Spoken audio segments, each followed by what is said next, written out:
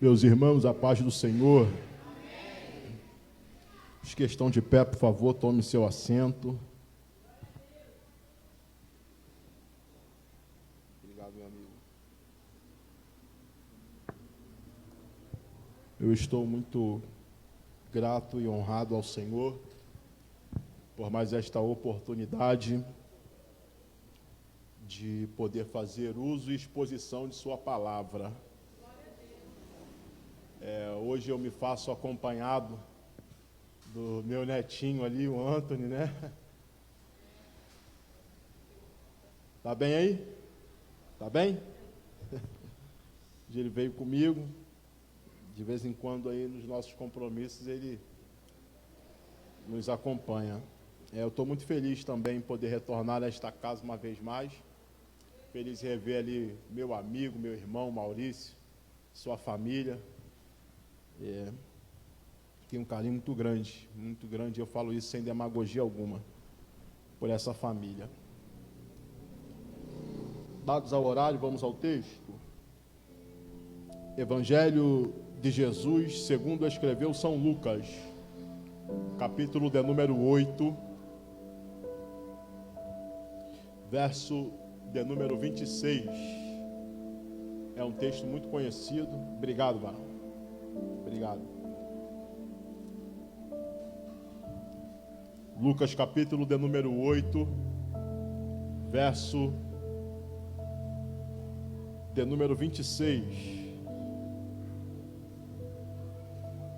Antes de nós lermos o texto, eu gostaria de pregar esta noite subordinado ao tema devolvendo a honra. Repita comigo, devolvendo a honra. Guarde isso. 8:26 de Lucas diz assim: e eles chegaram à terra de Gadara, que está defronte da Galileia. 27. E quando desembarcou, saiu-lhe ao encontro fora da cidade um certo homem que tinha demônios há muito tempo, e não usava roupas, nem habitava em alguma casa, mas nos sepulcros. Mas vendo a Jesus, gritando, caiu diante dele e disse em alta voz: que tenho eu contigo? Esse é um texto que nós conhecemos muito bem. Já ouvimos pregações, sermões, mensagens, estudos. Mas há algo aqui que possamos extrair para nós. Jesus está na praia do Mar da Galileia, do Mar de Tiberíades, do Lago de Genezaré, como queiramos entender. Na verdade, se dá o nome de mar, se chama de mar, mas na verdade ele é um lago de água doce. E por que se chama de Mar da Galileia, Mar de Tiberíades, Maicon? Pelo seu comprimento e largura. São 21 quilômetros de comprimento por 14 quilômetros de largura. Quem olha de uma margem a outra fala, é um mar, mas na verdade é um lago. Como queiramos entender, mar, lago, lagoa, o que seja, Jesus estava ali. E naquele local, acompanhado dos seus discípulos, Jesus manifesta, meu pastor, um desejo, uma vontade, um querer. E ele externa isso a quem está com ele. E eu gosto do céu por isso. Porque todas as vezes que o céu tem uma iniciativa, esta iniciativa é compartilhável. E lá vai Jesus compartilhando. E qual é a ideia compartilhada aqui, meu pastor? Eu quero, nós vamos, precisamos chegar do outro lado. E do outro lado a que Jesus se refere é de uma margem a outra. Não havia, à época, motor de propulsão. Não havia. Então o esforço era físico. Entenda isso aqui. Todos os direcionamentos do céu, que são compartilháveis, meu amigo, exigirão esforço físico. Todo direcionamento será seguido do esforço. Lá vão os discípulos que receberam o direcionamento, entendem e começam a executar em prol da direção que receberam. E se tem uma outra coisa que eu gosto no céu, é que o céu só compartilha direção para quem entende. Diga para alguém: os céus só compartilham direção para quem entende. Porque se não há entendimento, de onde virá a obediência? Lá vão eles executando o esforço para seguir a direção recebida. E está tudo bem. O esforço está legal. A gente já tem a direção. A gente já sabe para onde vai. Só não sabe o que vai fazer. Mas a gente sabe para onde está indo.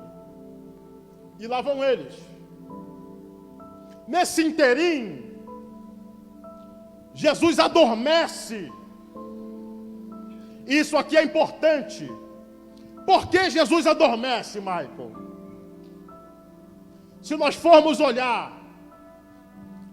as bases anteriores do texto, Jesus está vindo de uma bateria diária de esforço e trabalho. Vindo de uma bateria diária como prega, ora, expulsa, cura, abençoa, libera, resgata, salva. Vindo dessa bateria diária, é natural que aquele horário o corpo físico estivesse esgotado. Entenda isso aqui. Esgotar o físico trabalhando é algo totalmente natural. E onde é que entra a preocupação, Michael?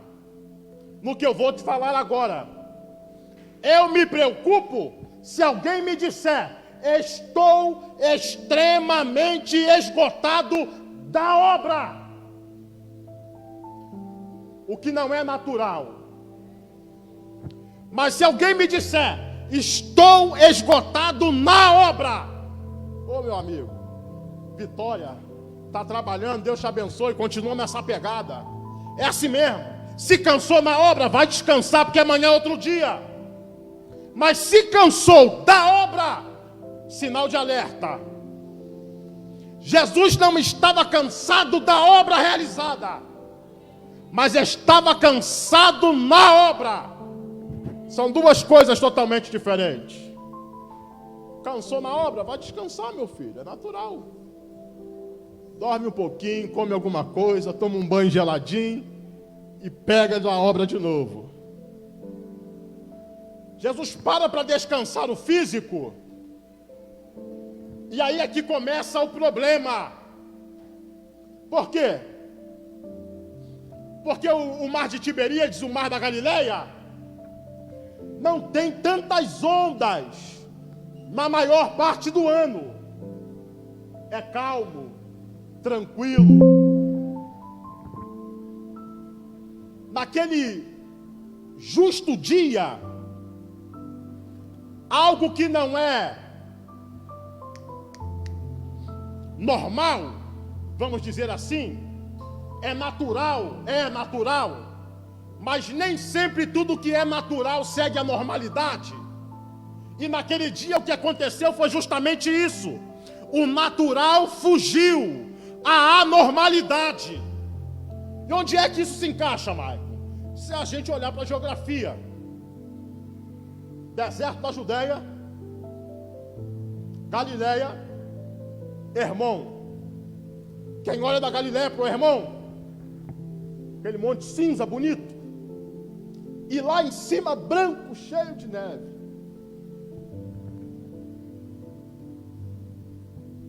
O que aconteceu, Maicon? Entenda isso aqui. Nem sempre o natural segue a normalidade. A meteorologia explica isso muito bem.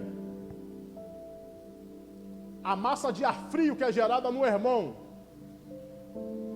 desce, encontra-se com a massa polar quente do deserto da Judeia. As duas se chocam e batem com tudo no mar de Tiberíades. Quando as duas potências se encontram e batem com tudo no mar da Galileia, o mar da Galileia, que nunca teve ondas grandes, começa a levantar ondas de 2, 3 metros de altura.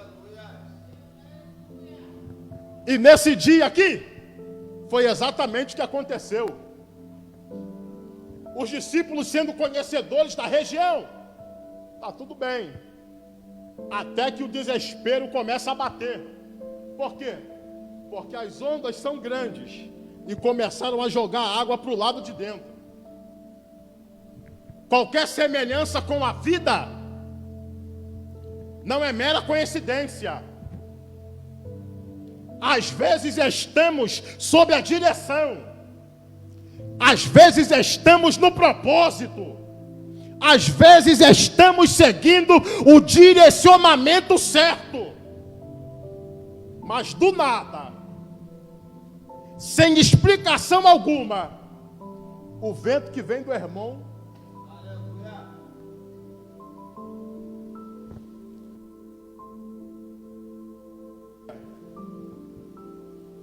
que se chama, fluiu aqui, terra, vida, o que tipifica vida e transforma a tranquilidade num caos. É assim ou não é? É assim ou não é?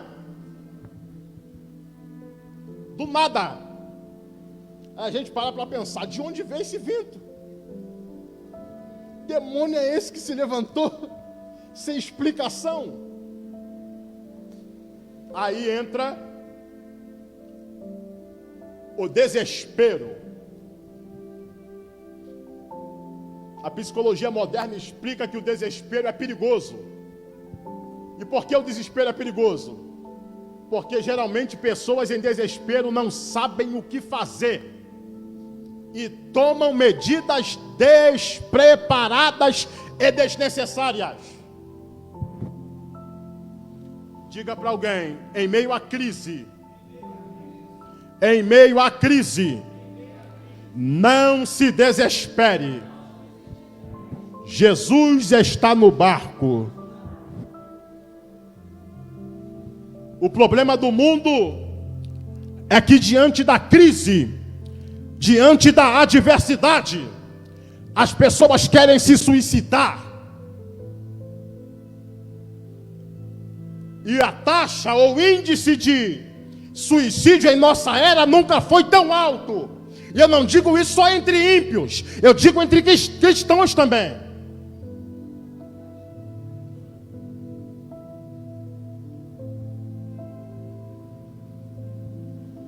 O mundo pode estar em crise, mas a igreja que conhece a Cristo sabe em quem confiar. No dia da crise, no dia da adversidade, nós saberemos a quem chamar. No dia do problema, no dia da luta, no dia da prova, nós sabemos a quem recorrer. No dia da adversidade, não se desespere. No dia da prova, não tome medidas desnecessárias. Nós sabemos a quem recorrer.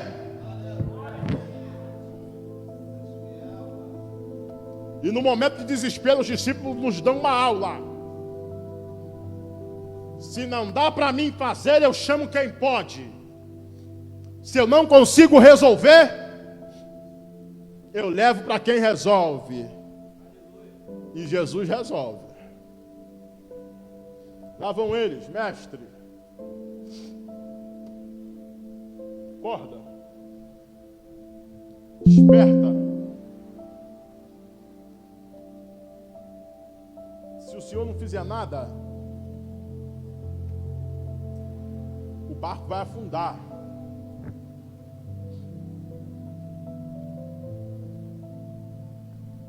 Jesus ainda sonolento. Se fosse eu, com certeza tinham arrumado um problema sério. Soninho da tarde, varão? Não, aí não. Mas Jesus levanta.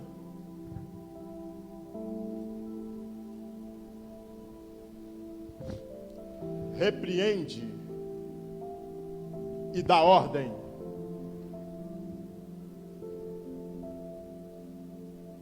E fica uma indagação aqui, pensamento de pregador, meu pastor.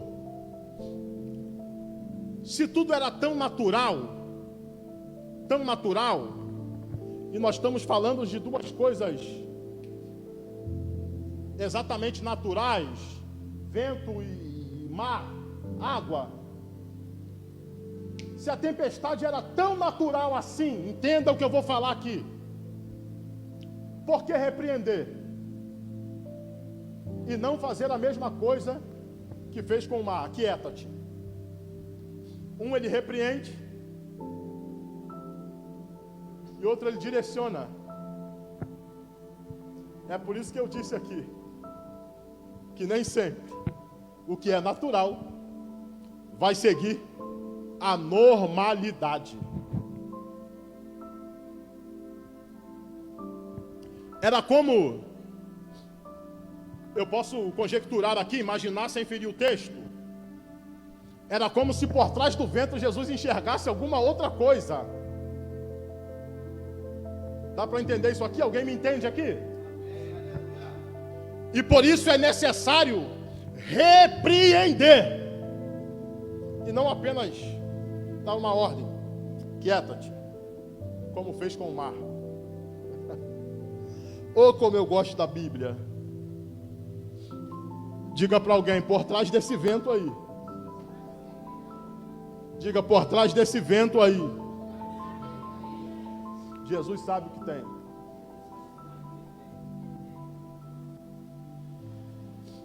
Se o que é natural está ou estiver sob poder de influência, entenda isso aqui, do mal, Jesus tem autoridade para repreender.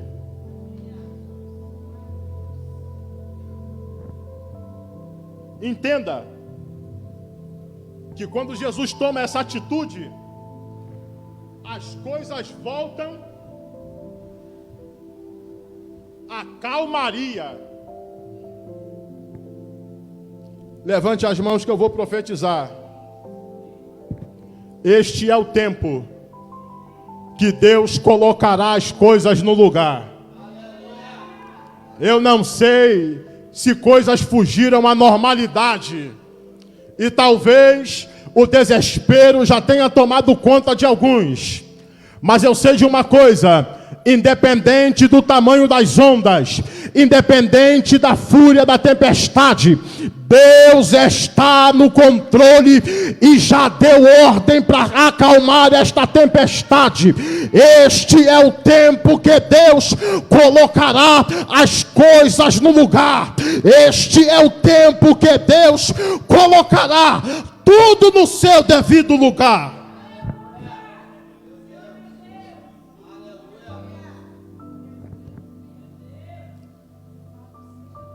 Acalmou? Acalmou? O que é que se faz depois de acalmar a tempestade? Continua de onde parou, meu filho. Vai, continua, estava se esforçando. O vento veio e tu deu uma parada. Jesus acalmou? Vai com Jesus. E lá vão eles retomando o esforço. Até que chegam ao local direcionado anteriormente. Agora eles estão na outra margem, de frente para Galileia, numa cidade muito conhecida chamada Gadara, ou território dos Gerazeus, uma linguagem mais antiga. Quando Jesus, entenda isso aqui, salta do barco, de imediato Lucas diz que um endemoniado há muito tempo sai ao encontro de Jesus.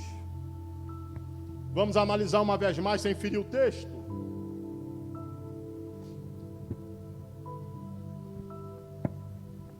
Jesus não mandou um zap avisando que estava chegando.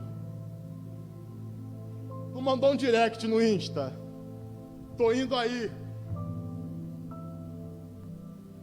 Não compartilhou a localização.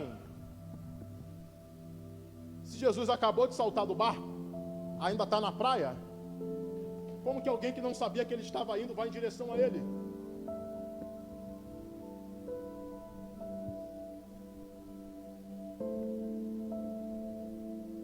Só tem uma explicação.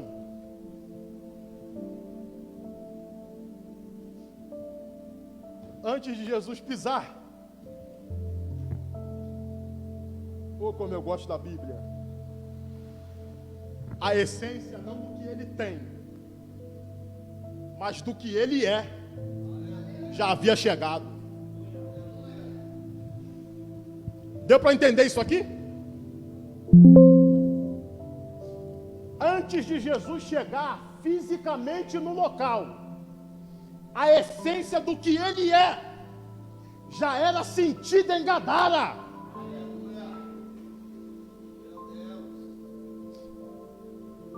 Quando isso aconteceu, meu pastor, e eu estou todo arrepiado aqui, nós podemos imaginar, sem ferir o texto, a legião que tomou conta daquele homem se agita. Por quê? Porque a atmosfera do ambiente mudou. Aleluia. E eu vou liberar uma palavra aqui. Todo ambiente que é alcançado pela essência do que Jesus é, de maneira nenhuma terminará da mesma forma.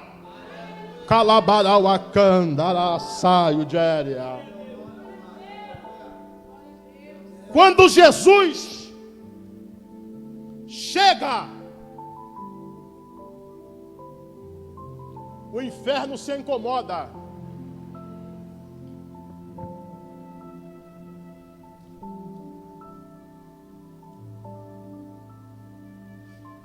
Eles vão até Jesus, e eu digo eles porque é plural, legião, mais de um. E para a gente entender o cenário, legião é uma expressão romana e caracterizava de 4.000 a 6.000 soldados, divididos em repartições, de 500, 400, 600 e por aí vai. Dá para imaginar alguém possesso por 6.000 demônios? De todas as espécies, com funções diferentes. Dá para imaginar esse cenário aqui?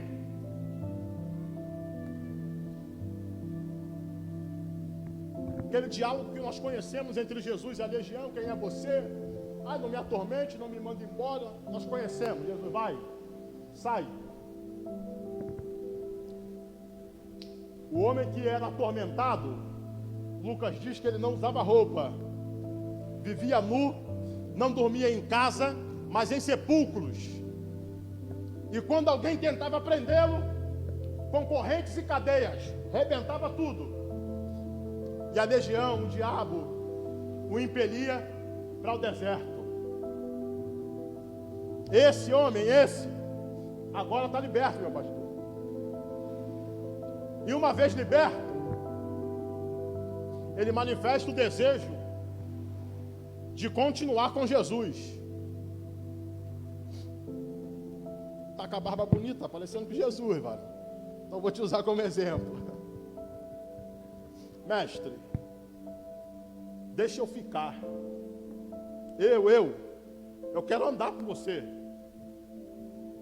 Eu quero te seguir. Aí parece que Jesus aqui é meio ríspido. Vai para casa. É a palavra de Jesus. Volta para tua casa. Diga para alguém: volta. Vamos pensar. Como que alguém pode voltar para o lugar de nunca onde saiu? Tem como? Tem como voltar para um local de onde a gente não saiu? Não tem. Então qual a ideia de Jesus aqui? Volta para tua casa, explica muita coisa. Explica que este homem aqui, intitulado como o endemoniado de Gadara, popularmente conhecido como gadareno. Falou gadareno, a gente acha logo que está o quê? Está endemoniado. Sim ou não? Mas este homem já teve casa. Já sentou em volta da mesa em família. Imaginar sem ferir o texto a gente pode. Quem sabe tinha filhos, esposa. Mas já teve um lar. E o que o volta para casa explica, mais? Que Satanás entrou lá dentro. Possuiu alguém e transformou a vida dele no inferno literal. Literalmente no inferno.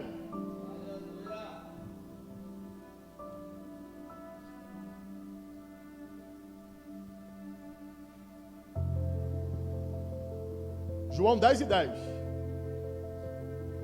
O ladrão, foi a senhora que disse aqui no domingo, né? Vem senão a matar, roubar e destruir. São os pilares bases das ações do inferno: matar, roubar e destruir. Passou 1000 anos desde Adão, Maico. Passou 10.000 anos, 5.000, 2.000. O propósito do inferno ainda está firmado nos 3 pilares: matar, roubar e destruir.